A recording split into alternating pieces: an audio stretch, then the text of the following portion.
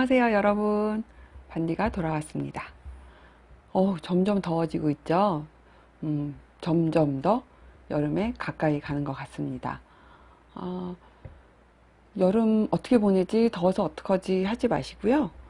이번 여름에는 우리 가족끼리 아니 친구랑 바닷가를 놀러 가야지, 아니면 뭐 초복, 중복, 말복이 이번에는 꼭 몸보신을 해야지, 뭐 산으로 들러 캠핑을 가야겠다, 이렇게 기대를 하시면서 여름을 맞이하시면 좀 덜 짜증나고 덜 힘들지 않을까 합니다.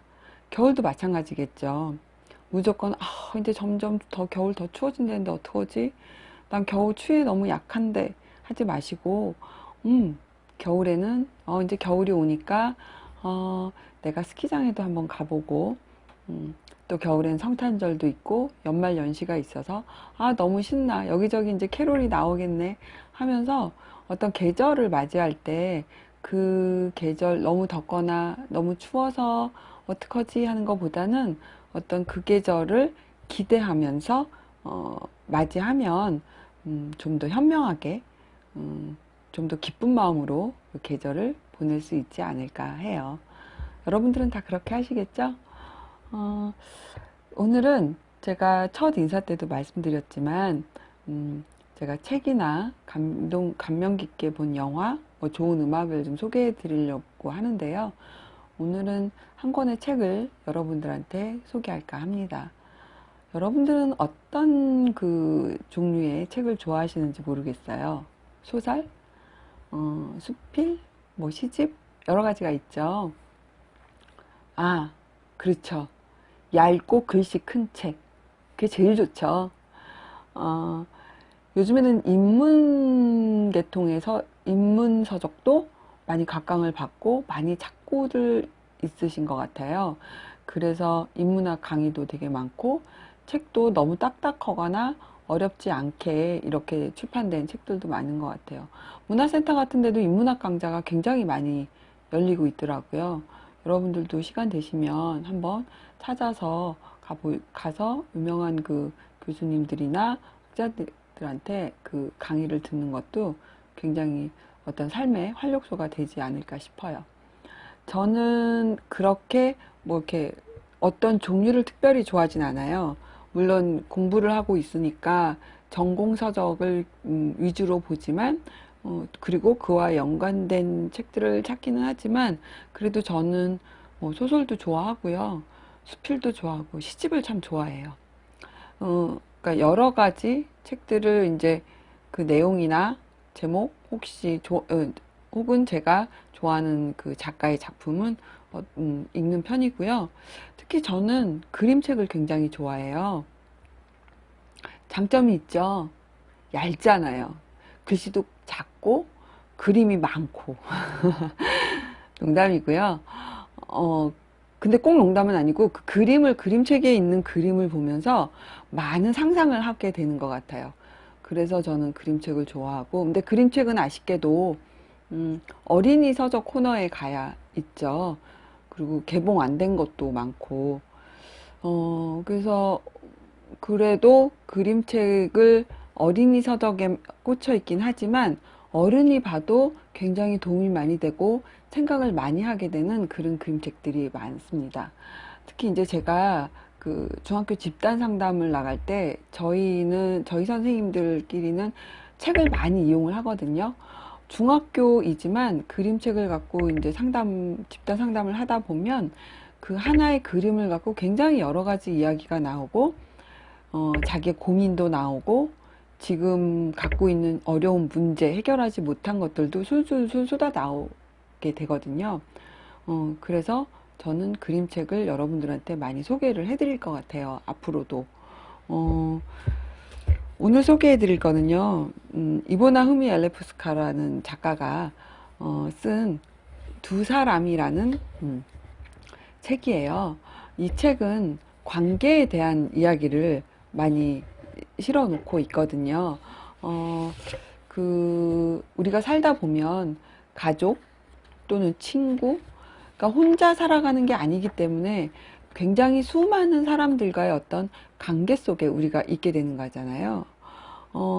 그러면서 물론 이제 그냥 인사만 하는 사이일 수도 있고, 가족같이 굉장히 가까운 사이도 있어요. 만약에 여러분들한테 두 사람이 있는데 가장 가까운 사람이라고 하면 아마 가족이 제일 먼저 떠오르겠죠. 결혼하신 분이라면 남편과 아내일 수도 있고요. 또는 뭐 엄마와 딸, 엄마와 아들 뭐 이런 관계일 수도 있죠.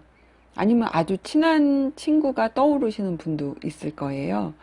근데 우리가 너무 가깝기 때문에 서로가 어떤 사이인지 사실은 정확히 생각하지 않고 지내는 경우도 많아요.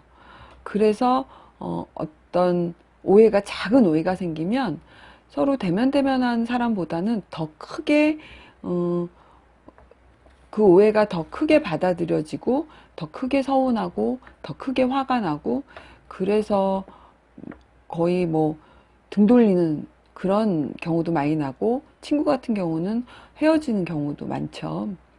그건 아마 너무 가깝다고 우리가 서로에 대해서 무관심해서 오는 경우도 있고, 아니면 나 같을 거라는 그런 생각을 해서 그런 오해가 커지는 경우도 있을 것 같습니다. 왜냐하면 뭐 그런 거 있잖아요. 뭐 그걸 갖고 그래?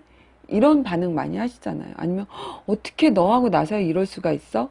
우리 흔히들 가까운 사이에서 일어나는 그 다툼의 주된 이야기는 이런 거잖아요. 그러니까 서로 상대방의 입장이 다른데 그거를 서로 잘 안다고 생각해서 벌어지는 얘기인 것 같습니다. 첫 번째 장면은 이거예요. 뭐가 보이시나요, 여러분? 옷이 두 벌 있죠. 하나는 남자 옷이고 하나는 여성의 그 상이죠. 두 개가 어울릴 수가 없잖아요. 이렇게 해서 한 벌이 되는 건 아닌데 단추가 다행히 깨져서 어찌됐든 한 벌로 만들어졌잖아요. 거기 그렇게 써있죠. 두 사람이 함께 사는 것은 함께여서 더 쉽고 함께여서 더 어렵습니다. 이렇게 쓰여져 있는데 저희는 이게 뭐 흔히들 생각하는 게 부부 뭐 이렇게 많이들 생각하는데 학생들은 그런 말을 해요. 선생님, 이제 이 그림에 대해 설명을 할 수 있는 사람 얘기해 보라든가, 아니면 나의 현재 상황과 맞는 것 같은 그림을 골라서 얘기해 보라고 하면 하는데, 어떤 학생이 그러더라고요. 선생님, 이건요 저하고 엄마의 관계 같아요. 그러더라고요. 그러면서 너무 어울리지 않고 너무 화가 나고 이제 그런다는 거죠. 물론 이제 중학교 과정에 있고 사춘기에 들어간 들어간 딸과 뭐 갱년기가 시작된 엄마, 이런 관계에서 벌어지는 뭐 이 정도 말만 해도 아시잖아요. 그래서 어울릴 수 없는데 자기가 노력을 해야겠다는, 그래서 이렇게 이것도 보면 한 벌이라고 말할 수 있을 것 같다는 거죠. 그리고 모델이 꾸민 친구는 그렇게 얘기하더라고요. 굉장히 독특하다. 선생님, 저 나중에 이런 식으로 옷을 한번 해볼 거예요. 굉장히 잘 어울리는 것 같아요. 이렇게 말을 하더라고요. 그러니까 보통 그 기성 세대들이 보는 잣대랑은 많이 다르죠. 아마 여러분들도 제가 이 설명을 드리지 않으면 나름 굉장히 각자의 상황에 맞춰서 많은 생각을 하시리라고 생각합니다. 그 다음은요, 열쇠와 자물쇠가 보이죠? 근데 독특하게도 열쇠의 끝에 보면 이렇게 손가락이 있어요. 그죠? 근데 열쇠와 자물쇠는 이게 딱 맞아야 되는 거잖아요. 맞지 않으면 문이 열리지 않죠. 그러니까 그 어떤 사람과 가까운 사람이지만 내가 그 사람을 완전히 알거나 그 사람에 대해서 좀 더 그 사람의 입장을 헤아리려면 내가 그 사람의 그 마음에 딱 맞는 열쇠가 되도록 노력을 하던가, 아니면 그 사람이 들고 있는 열쇠에 맞는 어떤 내 마음의 자물쇠를 좀 더 맞춰주는, 그러니까 서로가 보완해야 되는 그런 관계가 필요하기도 하겠죠. 그 다음 그림은요, 모래시계가 많이 보이죠. 이게 여러 가지 모래시계가 있어요. 근데 이제 뭐 거기 설명은 그렇게 나오죠. 위쪽 그릇이 모래를 주면 아래쪽 그릇은 받지요. 다음번에는 반대랍니다. 이렇게 쓰여져 있어요. 이 그림과 이 글만 갖고도 굉장히 많은 생각을 하게 되는데, 독특한 거는 어느 학생은 그러더라고요. 여러분 이 그림이 잘 보이실지 모르겠지만 위에 가장 큰 모래시계를 보면 위에는 구름이 있고 새가 있고 아래는 물고기들이 있죠. 그래서 이 친구는 이 그림을 뭐 주고받는 게 아니라 하늘과 이런 바다에 이런 것들이 굉장히 잘 갖추어져 있어야, 어느 한쪽으로 치우치지 않아야 이 지구가 굉장히 건강해지는 그런 얘기를 하더라고요. 그러면서 옆에 그림 보면 막 숫자가 있는 모래시계가 있어요. 근데 그 모래시계 숫자가 있는 걸 보면 위에는 이렇게 한 자리 숫자예요. 근데 그게 그 작은 곳을 통과하면서 두 자리 숫자로 변하는 걸 보이실 수 있을 거예요. 그러면 그 작은 구멍을 통과하면서 그 목을 통과하면서 두 자리 숫자가 돼서 아예 내려와서는 두 자리 숫자, 세 자리 숫자 혹은 네 자리 숫자까지도 변하죠. 그러니까 이건 주고받는 게 아니라 어떤 작은 노력들이 모여서 이렇게 하나의 큰 어떤 결과물을 만들어낸다고도 표현을 하더라고요. 혹은 또 하나는 그 아래쪽에 보면 모래가, 저희는 이제 이걸 모래라고 생각을 했는데요. 어떤 친구는 이게 씨앗이라 그러더라고요. 그래서 씨앗이 떨어져서 밑에 그런 아름다운 꽃이 폈는데, 그렇게 씨앗이 떨어져서 꽃이 피기까지는 얼마나 서로가 노력을 해야 되는지 그거에 대해서 얘기들을 많이 하고 토론을 한 적도 있어요. 굉장히 독특하죠, 여러분. 그 다음은 어떤 지붕 같은 걸 떠받치고 있는 그림이죠. 두 손이. 거기는 그런 설명이 써 있어요. 어떤 두 사람은 지붕을 받치는 두 벽과 같아요. 서로 반대편에 서서 아무리 해도 가까워질 수 없지요. 원한다 해도 서로 가까이 갈 수 없답니다. 저는 이 책을 참 자주 보는 편이에요. 여러 가지 그 집단 상담할 때 여러 가지 그림책이 있는데, 저는 이 책을 수시로 펴서 보는데, 제가 정말 한 세 번째까지는 이 그림의 밑에 고양이를 보지 못한 것 같아요. 그러니까 지금도 보면 제가 설명을 해서 고양이를 발견하신 분도 있고요.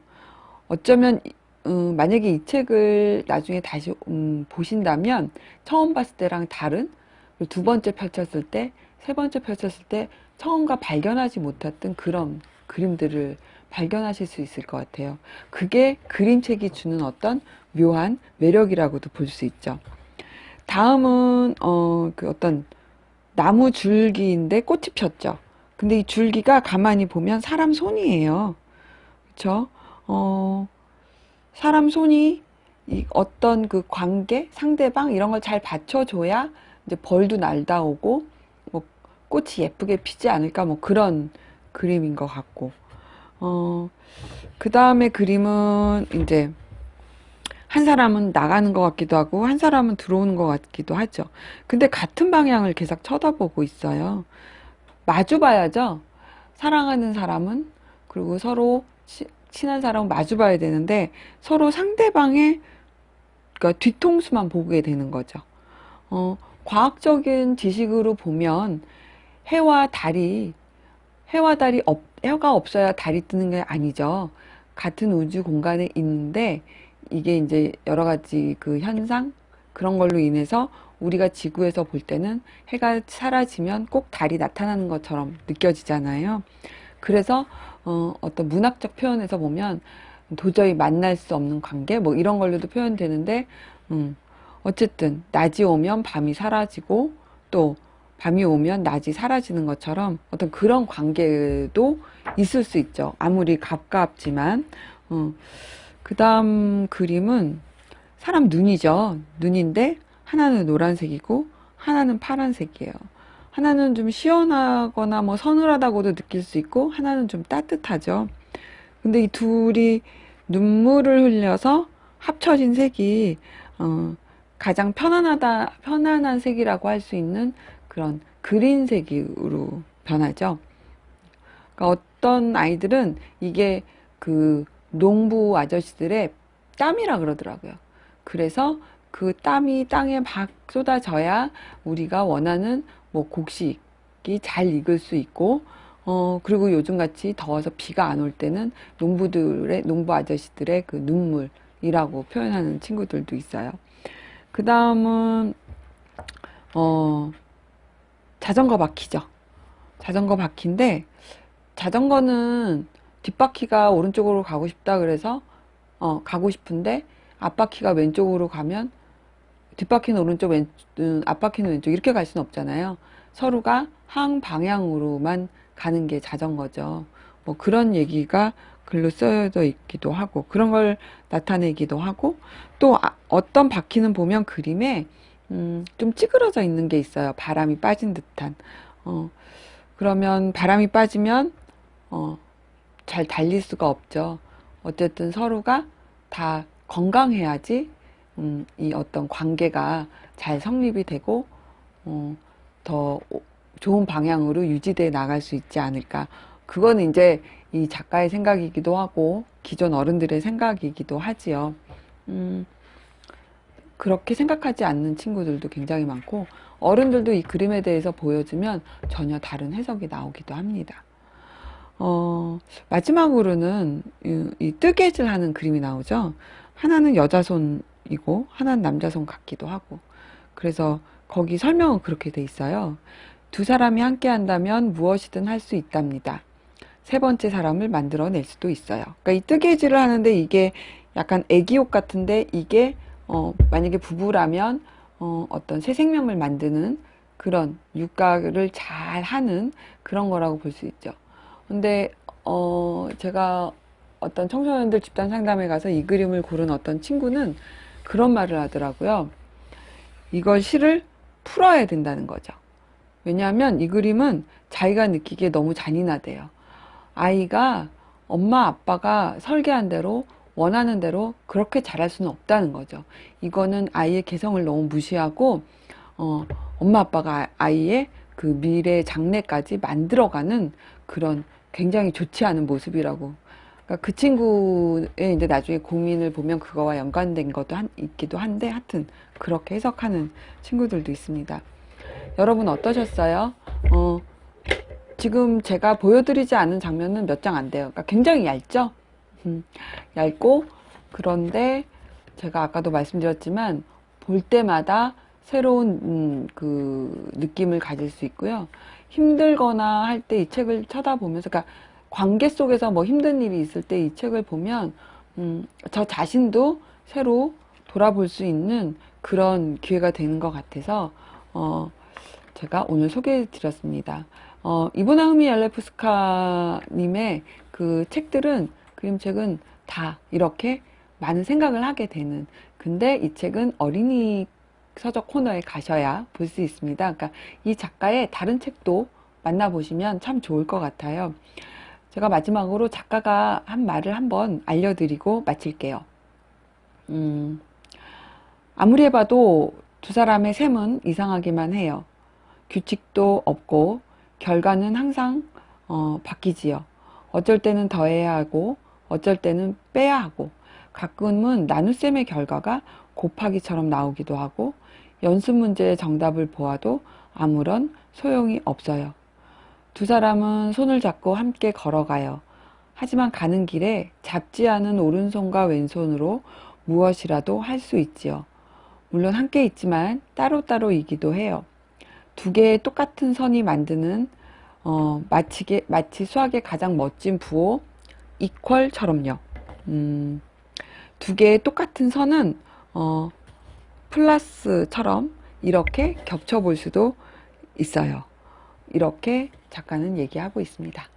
여러분, 더울 때는 시원한 곳에서 책 한 권 읽는 것도 좋은 피서법이죠. 요즘 도서관 되게 시원하게 잘 돼 있더라고요. 물론 도서관까지는 아니더라도 서점만 가도 요즘은 리모델링을 굉장히 많이 해서 자유롭게 앉아서 책을 읽는 공간을 많이 마련해 두었어요. 여러분 시간 되시면 시간이 좀 안 된다 하면 이렇게 얇고 글씨 적고 그림이 많은, 글씨가 크고 그 양이 적고 그림이 많은 그런 그림책 한 권 손에 들고 읽어보시는 것도 좋을 것 같습니다. 감사합니다, 여러분. 다음에 또 올게요. 감사합니다.